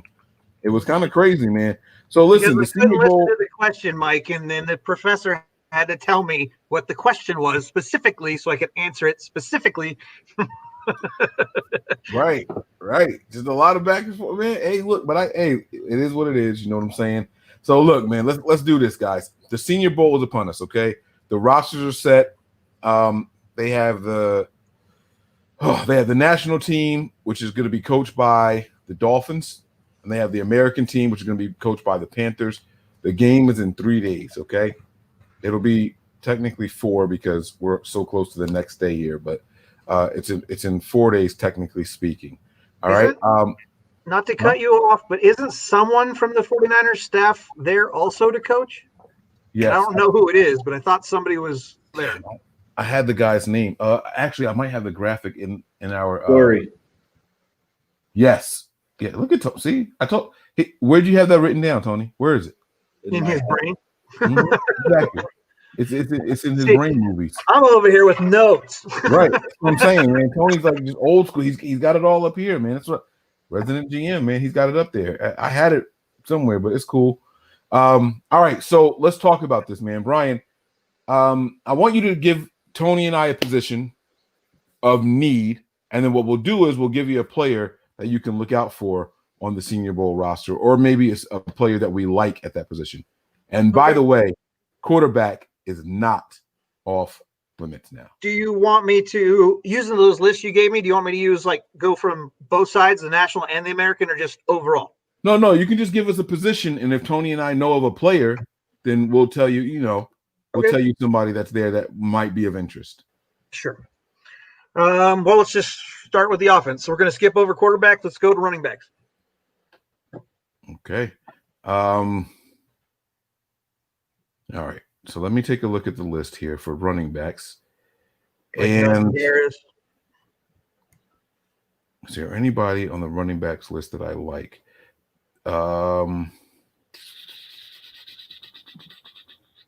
Larry Roundtree is one guy that I like. He is on the American team. Larry Roundtree.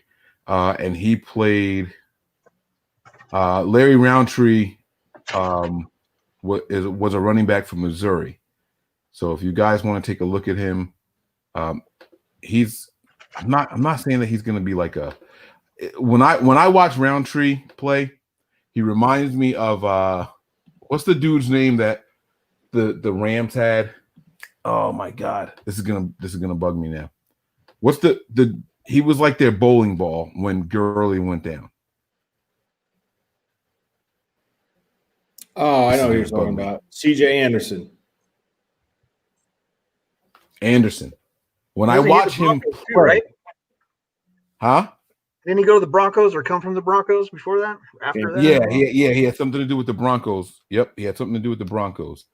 When I watch him play, that's who I feel like he reminds me of. Not saying that he's built like that at all. It's not what I'm saying. I'm just saying that that's who he reminds me of.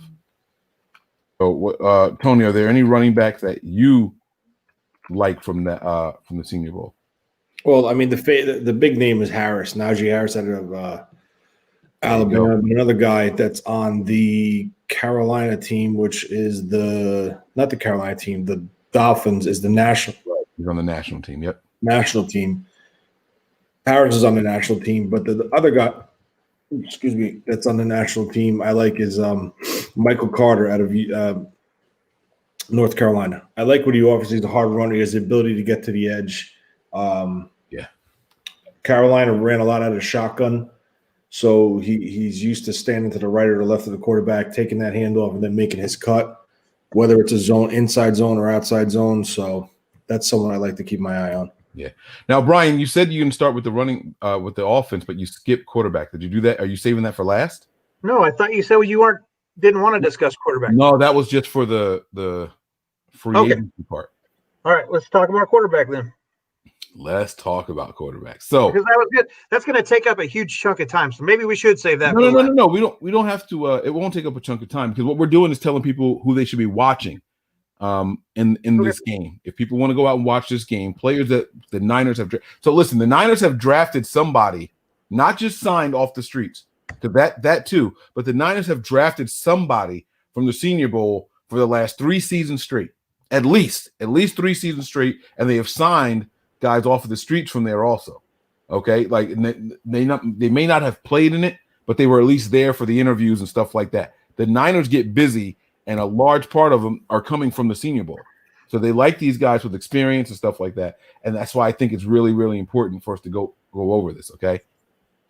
So that I wanted to make that clear here. There's a lot of people here that are going to be looked at closely by the 49ers. And we should, before we get into draft season, we should be making our way around that. I just wanted to let you guys know about Larry Roundtree, too, before we move on to the next position. He's a 5'10 guy. He weighs 210. I don't know how fast he's going to be. He's going to run in the mid 4s, probably like a 4.6, between 4.6 and like high 4.3s. Like I know that's a big difference there. He's probably going to go in the mid to late rounds. He's definitely a day 3 type of guy. And he, like I said, he's just a tough runner. He's a tough runner. He will benefit from a 49ers run scheme because he doesn't make plays for himself. But if you give him a play, if you tell him this hole is going to be open or this is where you're going to go, then he'll be really, really good. And he's got some speed. He's got a little bit more speed than what you would think. So when I watched C.J. Anderson run, he had that physicality, but he had like a gear. Now he didn't have a second gear, but he had a gear and it was like, damn, like that big dude, he's faster than what you think. And that's why he reminds me of him. So just to put that out there for him. But Tony was right. The star running back that everyone's going to be looking at is going to be Najee. So, all right. I just want to bring that all together. All right. So, all right, we're back to you, Ryan. What position do you want to discuss next? So we're backing up to quarterback then. All right, Tony, you want to go first? Or you want me to go first? Because I'll go first. I would watch Ellinger from Texas, Book from Notre Dame, even though I was reading he struggled a little bit today. Both those guys are team captains and leaders of their offense, well respected in the locker room. From the opposing team, which is coached by Carolina. you want everybody. Everybody. You want to watch. No, seriously. The American. They're each going to get a quarter, probably. The American team. I would watch Jamie Newman and Mac Jones. Jamie Newman, Mac Jones. Yep. You guys. All right. So Jamie Newman is like my draft crush. Kyle Trask is there. He's not playing. I know that, but see, so Kinlaw didn't play, but he was there. You know what I'm saying? Like the Niners still got that guy, right? But I think this is going to hurt him that he's not playing. You think so? Yes. All right. After the showing of his last game, yeah. The way I look at it is they're hiding it. They're hiding something with him. Okay. All right. Yeah. Kellen Mond is also there, and I know a lot of Niner fans were trying to say if the Texas A&M quarterback might be a sleeper pick, a late round guy. So, but those the names that they had for the quarterbacks on the American team was a solid list of names: Mac Jones, Jamie Newman, Kyle Trask, Kellen Mond. All right. Tight ends. You want me to go first? Yeah, go. You go. There's only one quarterback. There's only one tight end that I like on this entire list. And I can't believe I'm going to tell you guys. This is one of my sleepers. But Noah Gray from Duke. I don't know if anybody has paid attention to him, but this guy is someone that I just feel like could be used the right way in our system. All right. So if you guys are watching the game, he's also on the American team. I got to stop picking American team players. Maybe my next pick is going to be from the other roster. But yeah, when you guys go to watch this game here, Noah Gray, tight end from Duke. I would watch Hunter Long, the tight end from Boston College. He's an all-around tight end block. He could block and get run a route. He's got decent hands. His speed, I'm not 100% sure about, but when you watch Boston College, you see him. You see him make the plays. You see him make the blocks. He's nothing special, but I do think he could have a decent career in the NFL. And that's not a bad pick at all. Now we're doing receivers. Sure. I'm going to go with, from the American team, I think probably one of the best players in this game. There's two of them. They're on the American squad. Amari Rodgers from Clemson, and the one who's better than him, I will go with Kadarius Toney from Florida. Absolutely. I think those two guys, if they ever made it to Kyle's offense, yeah. Out. So I have a surprise name on this list to tell people to not watch for, because I don't think he's going to translate to the NFL very well. Yeah, I got one name. Hold on. Don't go. Hold on. Okay. All right. I'm sorry. I got one name, and it's Frank Darby. He's from Arizona State. When you watch – yeah. So, listen, I think this kid could be had in the latter part of the draft. He offers special teams value as a returner, and he's got the speed to get down the field and get down the field fast. So, that's one guy I really, really like and who is a legit option. The other two that I mentioned, the one from Clemson, Rodgers, and Florida, Toney, they're nowhere near going to be able to be on the 49ers unless Kyle completely falls in love with him. I think a realistic pick could be Frank Darby from Arizona State. Okay. All right. I like it, man. My guy to watch that I think – huh? Who don't we watch? You said you had a name not to watch. Yeah, not to watch, because I think he's going to have a bad game because, I think that I don't want to hate on this guy. I think that now that he's going up against all seniors, some guys who are going to have a little bit of coaching and tutelage from pro-style guys, I think he's going to struggle, and it's a big, big name. It's Devonta Smith. Devonta Smith. I think he is going to be one of those guys that does not pan out in the NFL. I'm telling you. I just feel it. I don't think he plays the game the right way. He's a good guy, especially in college, because there's a ton of mismatches. paid for. They do. They look for him and they put you in advantageous position. I just don't think it's going to work out in the NFL, and I think we start to see a little bit of slack if he were to actually play. And now, is he actually? He's there at practice this week. I saw some reports with his name today, but is he going to play? Do you know, Tony? Who's that? Smith. Devontae Smith. Yeah, he's supposed to go from Ohio State. He's supposed to Alabama. I think somebody buys on him as a wide receiver, but I think he gets drafted for his return to be a returner. I'm telling you guys, as a wide receiver, this is a scary pick for me. A scary pick for me. And I know, look, Tony, is this you, Tony? Did you write this message? That's why you didn't know who I was talking about? You wrote this? That's you? No? I don't have access to type in here. And yeah, I agree. He's a top 10, top 15 pick. I completely agree. He's a top pick. That doesn't mean he's going to be good. Yeah, somebody's going to get burnt by him. So, all right, go ahead, Brian. What position you want to do next, buddy? You were bringing up any other names like Grimes or anybody? As far as wide receivers go? Yeah. I just want. You said who not to watch, so I didn't know if you had somebody that you wanted to pull up other than what Tony had already talked about. There's did Tony say Frank Darby? Yeah. That's a really, really good name. What about Cade Johnson from South Dakota State? Yeah, he's there. Cade Johnson is a guy that I think there's nothing that I can say like jumps off the page, but I like this kid's work ethic, and he's got traits. He's got to learn how to use them, and I think that this week, Mobile is going to be very, very good for him, and I expect to see his name start to be mentioned a lot this week throughout this process here. And I guess we could just group the O-line together. Okay. Unless you want to break it down by position. I just think it's hard to look at it by position because when they translate it to the NFL, some teams are going to look at players differently. So I just figured you'd go with your best O-line. No, that's fair. That's absolutely fair. Well, I think our biggest O-line need, I know there's uncertainty about our center position, but we're going to group them all together. Or give me a tackle, a guard, and a center, and then Tony can do the same.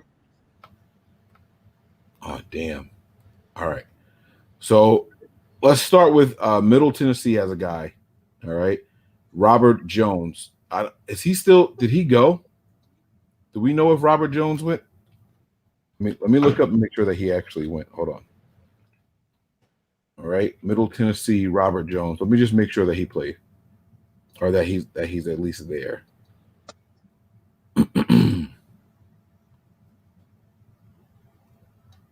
This kid is like desperate to get tape out on himself. He's 6'5", 325 pounds, and he's I don't really know how to explain like what you expect to see from this guy, but he's going to play inside. He's going to be a guard. They think that he could do tackle, but I just think he's a little too small for tackle personally. But I think that he could be a good right guard for us. Robert Jones, all right. So Middle Tennessee State. And he's going to be on the national team, by the way. He's someone that you can watch for on the national team. All right. Tony, you want to go next? I'm going to go with Creed Humphrey from what team was that? The American, Oklahoma, right? The national team. He's a center from Oklahoma. He was the top-rated center coming out once the process started. As far as another center, you have Drake Jackson from Kentucky. Iowa offensive lineman Alric Jackson has shown that he could play inside and outside on guard and tackle. That is from the American squad. Let me just check out the national squad real quick.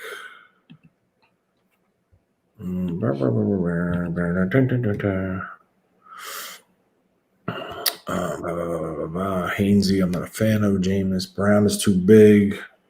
Not Brown. Yeah, Brown's a big dude. No, well, Spencer Brown.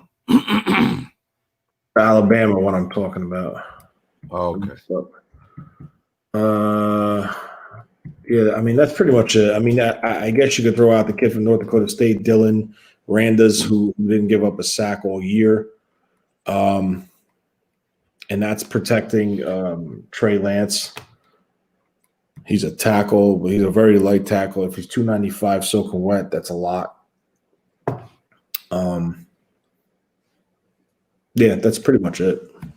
He's what is Alabama? Landon Dickerson? He's not on here. Is he not on there? Yeah, I didn't see it. No, he's there. Like, he's participating, but his name is not on here. Is it because of his knee, you think, that he's not playing or on the list? I don't know, but that could be it. He might not be playing. He could just be measuring and stuff like that. Let me just check the American one more time. Yeah, while he looks that up, there's a guy on the national team, okay, that I really like. He's a tackle, okay? His name is Spencer Brown. And Spencer Brown is a guy super duper talented from Northern Iowa. He's a massive dude, well, at least to me. He's 6'9", 321 pounds. He's athletic as all get out. This is, to me, what you're looking for in this kind of system, okay? 6'9", 321. This guy, he used to be a tight end, so he's really exciting. He moves well, and the only knock that people are going to have against him is the competition that he played against. He didn't play against the SEC and stuff like that, but anybody he lined up against, like when these guys play against lesser competition, you want to see them dominate. Like, there's no question on whether or not you are the guy, right? And that's exactly what he did. Every single time he lined up, it wasn't even a competition. Like, he's manhandling guys. He's taking on two guys at one time and holding on to them, and he's great. So Spencer Brown is somebody I would really, really like to see the Niners get their hand on. The only problem is that he plays right tackle in school. I don't know if he can move over to the other side, but the level of competition that he played against may get to drive him down a little bit. 6'9", 321. And his frame, he carries it very, very well. He can add weight if you want him to. He can slender down a little bit if you want him to. He's the versatile piece that this team could need. A Joe Staley type guy. Is the center from Ohio State playing? He's not listed. Josh Myers. Josh, that's it. Couldn't remember his last name. Yeah. So I don't know if people are writing down the names and all that we're saying. And what I'm going to do is when I watch the game, hopefully I'm not busy working, but I get to watch the game. When I do get to watch the game, I'm going to take a bunch of notes on the positions of need for the Niners, and we're going to just, carve this thing out. We don't have to go through the defense if you guys don't want to, because of the time of the show, and maybe we can do another show before the game and then flip it over to the defensive side of the ball, if you guys are okay with that. I'm good with whatever you guys want to do. There's a lot of good players on these rosters right now, man. I just and I'll be honest. That game's on Friday, right? Or is it Thursday? What's today? Tuesday? Saturday. It's on Saturday. Oh, it's on Saturday? Yeah. Yep. It's a Saturday game. Yeah, it's a Saturday game. It's going to be really fun to watch. Yeah, man. we can cover the defense on another show if you want. It gives at least one topic for the next show. Yeah, we can do that on Thursday if you guys want. Tony, I'm surprised. What do you think about Notre Dame offensive linemen? Because Aaron Banks was supposed to be. Aaron Banks is a good lineman. I just don't think he's the right fit for this offense. They look for more athletic guys. He's a bigger guy, just like Alex Bars was last year. He was a 6'7" guy, 315 pounds. So you're talking about different run schemes, blocking schemes. They're more power guys. They're more gap blocking schemes, where the 49ers are more of a inside-outside zone, but do have the ability to convert and play and block power block or man schemes or gap schemes. All right. Okay. You got a contribution. Oh, let me go look for it. Let me see. 10:55. Yep. Tony, this is for you, man. This is right up your alley, bro. This is what we were talking about last night. 100%, I would do that. 100%. And I don't think it's going to cost an arm and a leg to do it. I think this is similar to 1994 when the 49ers went out and signed Bart Oates to play center and shifted Sapolo into left guard. Yeah. And I actually asked Matt Mayuka this question. My question got onto his podcast, but he didn't mention the part of comparing it to a Bart Oates type signing. Bart Oates, when he signed for the 49ers, was a minimal deal, 2 years. I think it was for a little more than the vet minimum. And if he had a Super Bowl appearance and won, he got a bonus. Where Alex Mack is in the same part of his career. All right, he's looking to latch on and get a Super Bowl. This could be potentially the best situation for him. He's a leader. He's experienced. He's a captain in Atlanta. He was a captain in Cleveland. So this is the type of signing you would want to add to this roster. I know everyone's going crazy about Lindsey from Green Bay, but that guy is going to be so far out of price range for us. Right. And I just think if we can bring back a duo of Alex Mack and bring Garland back, and pending if we are able to move on from Richburg, I think that would be the best route to go. Let Brunskill compete with McKivitz for the right guard spot. If we lose Trent Williams, let him compete with School, Coleman, and for the left tackle spot. So there is options here. There is versatility with these guys. So absolutely, if we can get him, I would definitely bring him in. Okay. All right. Yeah. I mean, I know a lot of people are really high on this guy.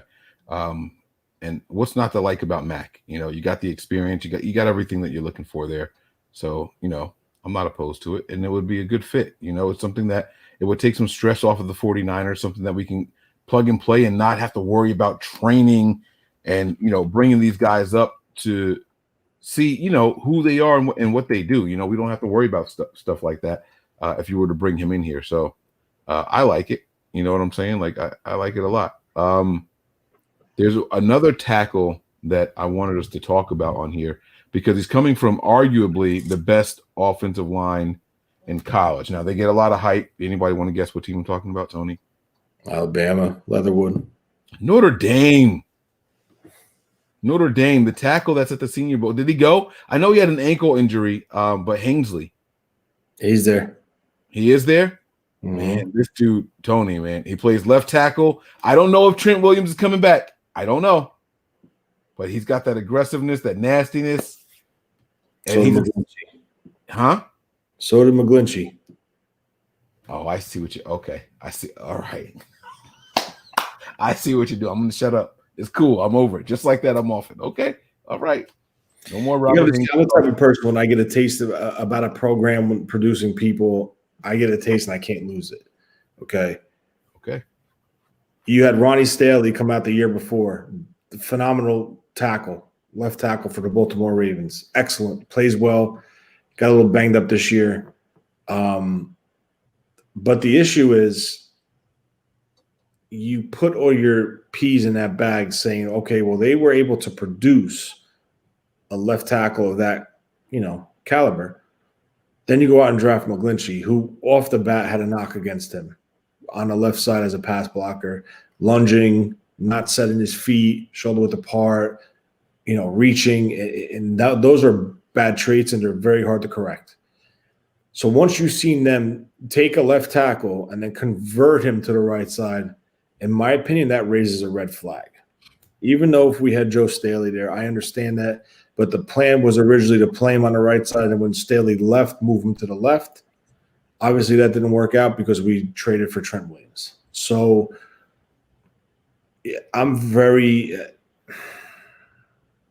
it's tough nowadays to find a good all-around tackle due to the fact of the programs running these offenses where you don't need to be top-notch pass blockers because the ball comes out in seconds.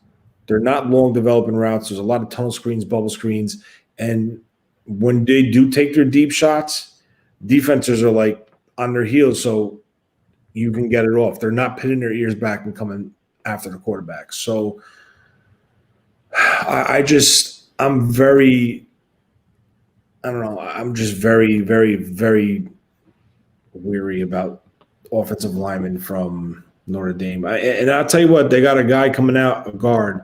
His name is last name is Kramer. He's the son of Tommy Kramer, the former, I think, Minnesota Viking lineman. And this guy was an animal. I mean, he's considered one of the top linemen ever to play the game. That's how dominant he was and nasty. His son, on the other hand, you don't see the traits. You see the name, and you see sometimes the performance, but it's nowhere as consistent as his father was.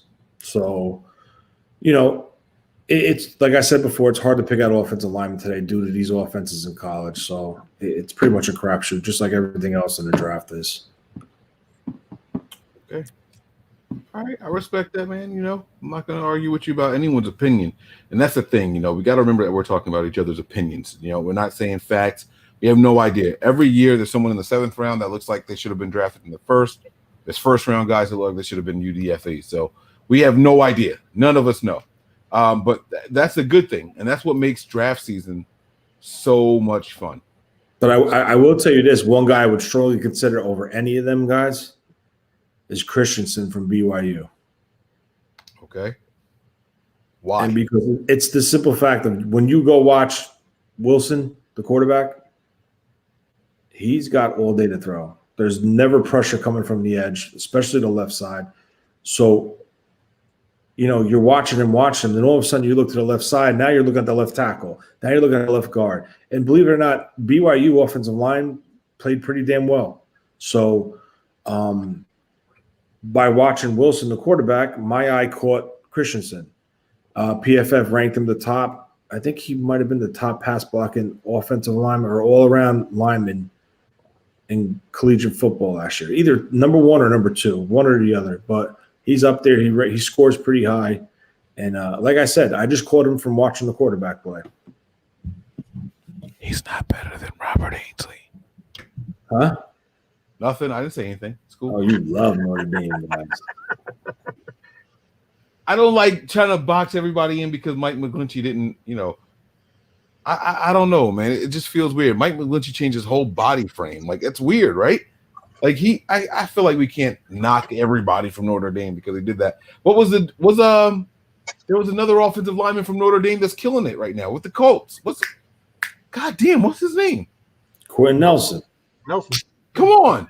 Yeah. Now, if he won, here's the thing. You're talking about an interior lineman, a guard, right? So now it's different than a tackle because you're inside between a center and a tackle. So you're covered on both sides. Playing tackle is a very hard position to play in the NFL, especially with these freak athletes flying off the edge with 4.5 speed at 265 pounds. So if you're not technically sound, you're gonna be taken advantage of like it's no tomorrow. Okay. All right, man. All right.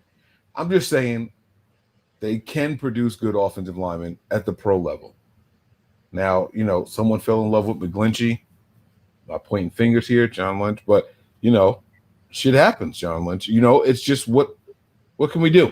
He fell in love with, Solomon Thomas, and nobody could talk him out of it. And I think that's just how it worked. I honestly think that's how it worked out. Brian, what? Like, do you disagree? You agree? No, I'm with you. I don't know what, other than them having classes together, I don't know why he was on this team at all to begin with. Right. And so he gets this. I almost made a comment that had to do with Wood, but I'm not going to do it. But, he gets excited about these guys, and then it's just, I got to get them. I got to have them. And I feel like the same thing happened with McGlinchey. I don't know what McGlinchey was rated before, but he never looked like, the dominant force that I see when I look at Robert Hainsey.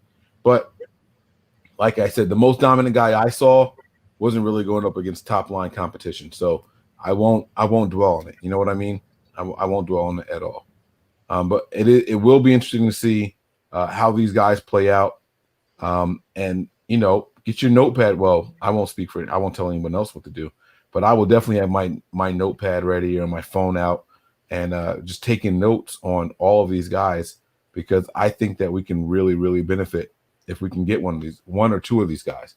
Because if the Niners were to draft the right tackle, it would put the whole world upside down.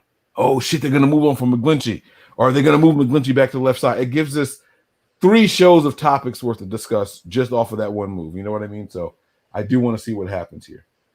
All right, let me see. I'm getting text messages. Oh, this is okay. Yeah. So, all right, I don't have anything else unless you guys want to touch on something else before we get up out of here. No, I think you covered everything that we had discussed. So pretty much. And Tony needs to go get his birthday present. Hey, I just want to go to bed. Exactly. The vodka's wearing off on me. Oh man. Well, all right. I did ask Eric Crocker his thoughts on Devontae Smith. I know he loves him already, but once I get a response from him, I will let you guys know his thoughts on it. Did I? Oh yeah, we put this one up already too. So, all right, that's gonna do it, man. That's it for us here tonight. You guys have no final thoughts or anything like that, right? We're ready to get up out of here.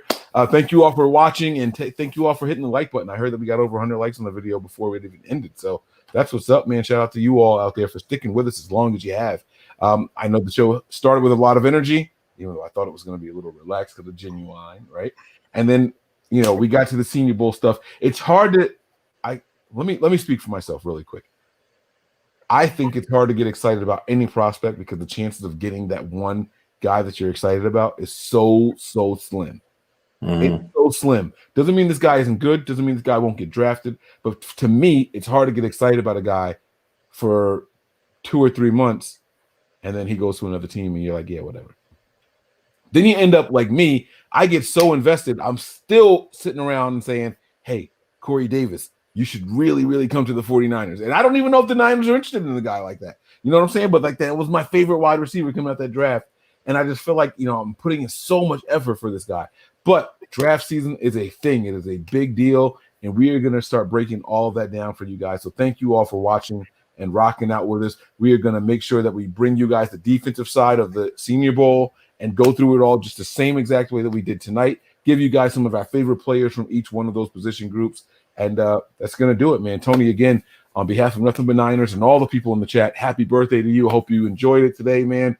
What are you? Well, never mind. I'm not going to actually put your age out there, but I'll say 41. I don't give a shit. There you go. Let's go. I was going to say, but I was like, nah, let me not put his business out there. But seriously, thank you very much. I appreciate it. Thank you to everybody in the chat and, the contributions, whatever. And as far as like Twitter, people, I think I probably got about 100 messages today in Twitter. So, thank you very much. It's great to know that people care and stuff. So, yeah, just thank you very much. Absolutely, man. That's going to do it for us here tonight. We're going to get up out of here. All right, ready? Prepare for glory. Anticipate pain. But always remain faithful. We're out of here. Peace.